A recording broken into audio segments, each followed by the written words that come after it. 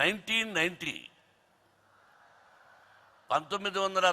సంవత్సరంలో చిత్రం అనే మలయాళం రిలీజ్ అయ్యి దానిలో మోహన్ లాల్ గారు యాక్ట్ చేసి, అప్పట్లో సినిమాలు 100 రోజులు 25 వీక్స్ ఆడుతూ ఉంటాయి. ఆ విధంగా 25 వీక్స్ ఆడిన చిత్రం ఆ చిత్రం రైట్స్ నేను కొనుక్కుని, దట్ టైం వంతన పాడక్కర్లేదు, వింటే చాలు.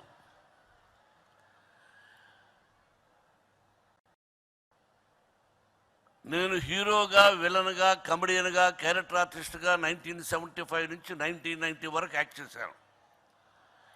సినిమాలు తీసి కొంత డబ్బు పోగొట్టాను. ఆ తర్వాత చిత్రం సినిమా రైట్స్ కొని అల్లుడు గారు అనే సినిమాతో ప్రారంభమైంది మళ్ళీ నా జీవితం. అందుకే జీవితంలో మర్చిపోలేని విషయం, మళ్ళీ అల్లుడు గారి నుంచి ప్రారంభమైంది నా జీవితం అత్యద్భుతంగా. అందుకని ఆ చిత్రానికి పునాది వేసినటువంటి మోహన్ లాల్ గారు ఆ రోజు నాకు పరిచయం.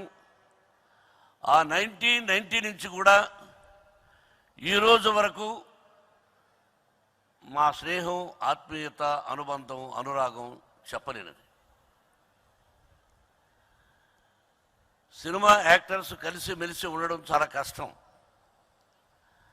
ఆయన ఏ లాంగ్వేజు మలయాళం, నేను తెలుగు. బట్ ఇద్దరం కలిసి యాక్ట్ చేయలేదు ఇప్పటి వరకు. కన్నప్పలో కూడా ఆయనకు విష్ణుకు సంబంధం, కానీ నాకు ఆయనకు నా క్యారెక్టర్కి ఆ క్యారెక్టర్కి సంబంధం లేదు. ఒక అద్భుతమైన నటుడు, భారతదేశంలోనే కాదు ప్రపంచవ్యాప్తంగా ఎన్నో అన్ని లాంగ్వేజ్లో యాక్ట్ చేసి, శభాష్ కేరళలో ఎవర్రా గుడ్ హ్యూమన్ బీయింగ్ అంటే the only one man Mohan Lal అని చెప్తారు. అటువంటి గొప్ప మనసున్న వ్యక్తి మోహన్ లాల్. నేను ఫోన్ చేసిన వెంటనే, అంటే పిక్చర్ యాక్ట్ చేశారనుకోండి, విష్ణు చెప్పాడు. సగం చెప్పలేదు విష్ణు. ఏ నటుడైనా అంత పెద్ద నటుడు ప్రయాణం చేయాలంటే దాదాపు 6 మంది 7 మంది కూడా ప్రయాణం కావాలి. అది ప్రొడ్యూసరే భరించాలి. నేను ఆ విధంగా భరించాను చాలామందికి. విష్ణుని పిలిచి, డాడీకి చెప్పద్దు, నాతో పాటు ఓన్లీ వన్ మ్యాన్, అతను ఒక్కడొస్తే చాలు, నేనే మేకప్ వేసుకుంటాను, మిగతా అన్నీ నేనే చూసుకుంటాను, డాడీకి చెప్పి ఖర్చు పెట్టనివ్వద్దు, 6 మందిలో ఒక్కరు చాలు, 5 మంది వద్దు అని చెప్పిన the only one actor I have seen in my 47 years career, only Mohan Lal గారు.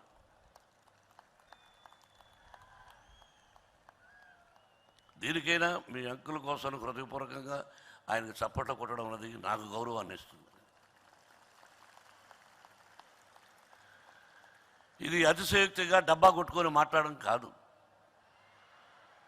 అవసరం లేదు. అటువంటి వ్యక్తి ఆయనే వచ్చి ఆయనే యాక్ట్ చేసి, you know how much he takes money అనేది I don't want to tell now, but he has not taken single pie till today. He said, I will come and act and I will go. Money is not the important. I love you, I like you, I am coming there, I like Vishnu. ఆ విధంగా వచ్చి act చేసినటువంటి మంచి మనసున్న వ్యక్తి Mohan Lal. Brother, I pray Almighty, let us live together like this, more than this. We didn't born for one mother, but we are more than brothers. I love you wholeheartedly, you know that my character. And in this Sabha, I want to ask you, You must give me chance in Malayalam to act with you.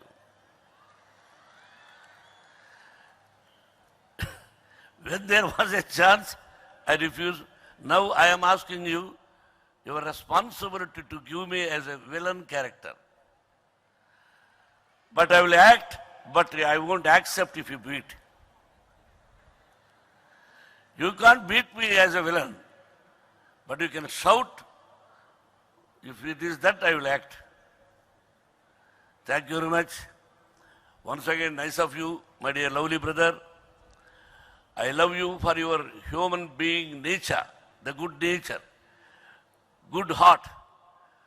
Once again, I pray Almighty, you and your family must live 100 years with good health and wealth, with the Sai Baba, Shirdi Sai Baba blessings and Lord Venkateswara blessings. ఒక్కసారి చెవులు పగేటట్టు చప్పలు కొట్టండి మరి. Now, listen, వంతెన తందాన తాన అనద్దు, వినండి. I know who is talking there. Listen, Vishnubabu ఒక తప్పు మాట్లాడాడు, which I don't want to tell in the public. Sometimes I used to tell, but I don't want to tell. But Vishnu చెప్పాడు. ఏమిటంటే, మనం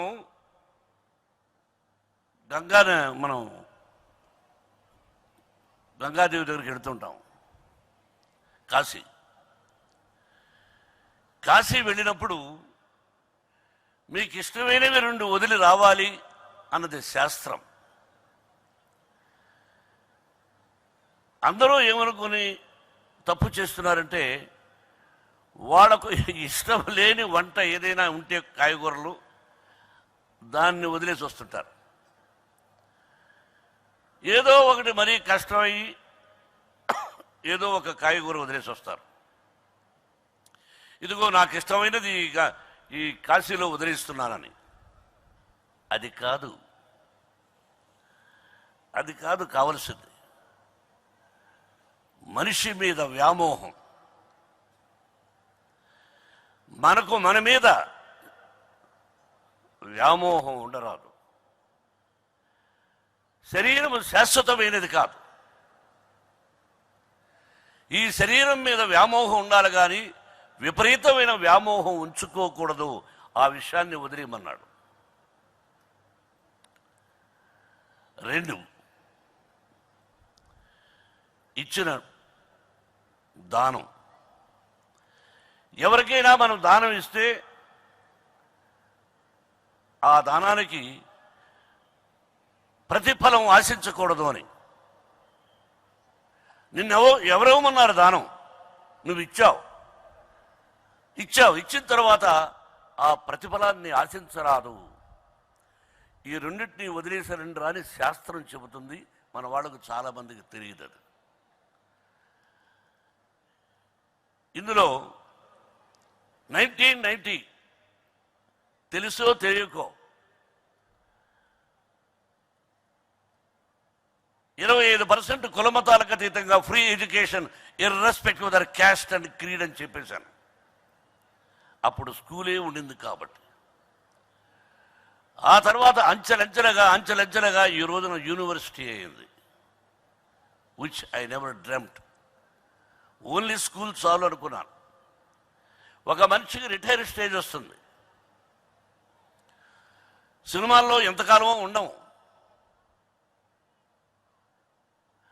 ఒక టైం వరకే సినిమా.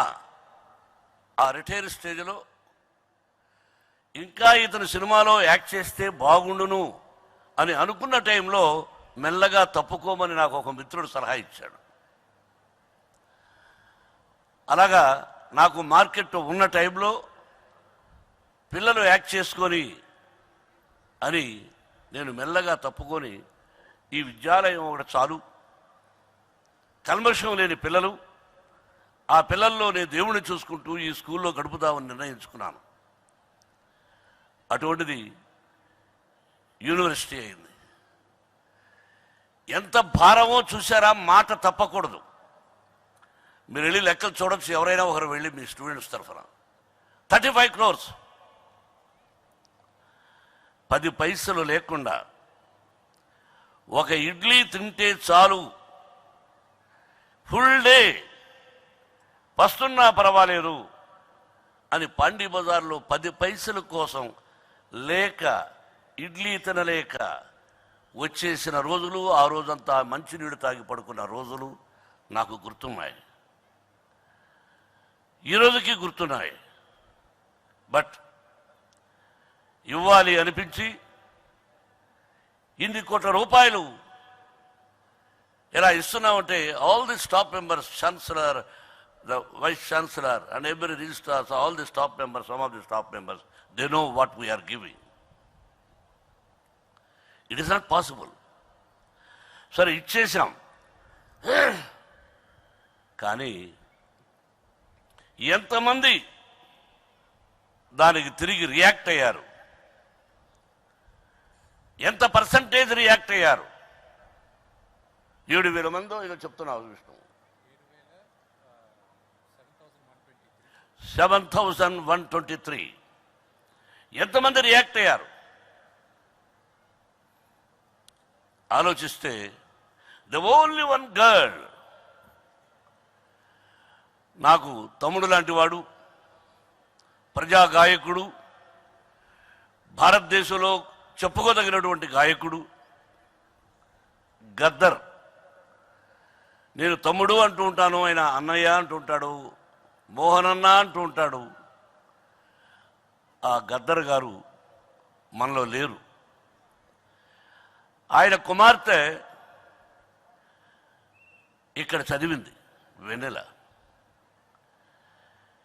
కరెక్ట్గా 20 రోజులకు ముందు వాట్సాప్లో అదేంటి YouTube, whether you believe it or not, I won't see YouTube, నాకు మెసేజ్ పెట్టడం కూడా తెలియదు నాకు ఇప్పుడు. ఆ యూట్యూబ్లో చూస్తే మనవాడు చెప్తే చూశాను, అస్టానిష్, షాక్ అయిపోయాను. ఏమన్నదంటే ఆ బిడ్డ, నన్ను మోహన్ బాబు గారు మాకు తిండి పెట్టి చదివించారు అన్నది. ఒళ్ళు చలించిపోయింది. వెంటనే వాళ్ళ ఇంటికి వెళ్ళాలని, ఆ బిడ్డతో మాట్లాడాలని ఆయన పోయినప్పుడు వెళ్ళి పలకరించాను. ఆయన వెళ్ళి కలుసుకుని, నేను బాకీ ఉన్నానమ్మా మీకు, మీ నాన్నగారు అడవిలో అన్న అనే సినిమాకు నాకు డైలాగులు కొన్ని రాశారు. జీనాహైతో మరణా సీకో, కథం కథం పర్ లడ్నా సీకో, మరణించడానికి సిద్ధంగా ఉన్నవాడు ప్రాణాల్ని గడ్డి పరకలా చూస్తాడు అన్నాడు.